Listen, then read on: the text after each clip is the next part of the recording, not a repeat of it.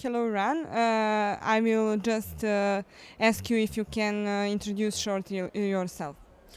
Hello, I'm Nyman. I'm basically software developer and consultant and coach. From 1995, I have earned my living basically doing software development, coaching or training or consulting companies of do it. So you just had your speech at the first Agile Serbia conference. I would like to know what is your impression about the conference, about the organization, and the value that is delivered through the conference.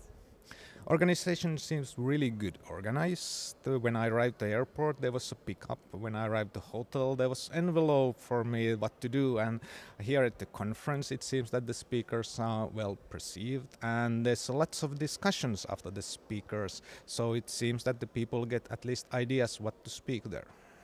Okay, thank you. Now a bit about LES, because you're an expert for that field. I would like to know what is the most important advantage of LES for big enterprises? For big enterprises, I see that they are big because they have been starting growing and growing, adding more complexity, adding bureaucracy, adding layers of hierarchy. And what is less bringing to these companies is that way to go back to agile, descale the organization. Large-scale Scrum is basically Scrum that you can expand throughout the whole organization. It makes your organization again to be agile, so it can turn on a dime on a cost of a dime. Okay, and can you tell us when is the right moment for a big enterprise who actually already had introduced the Scrum to implement less large-scale Scrum? I would say that you start looking at immediately when you are not able to develop the product with the one team, because large-scale Scrum brings you ideas how to do with many teams without adding any bureaucracy, adding any extra roles, and just getting more with less.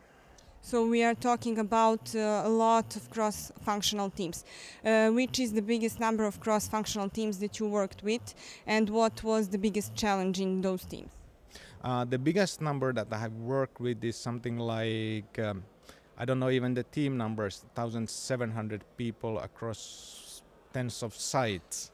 And to claim that I could solve some problem there, probably not, because I was working there quite small time.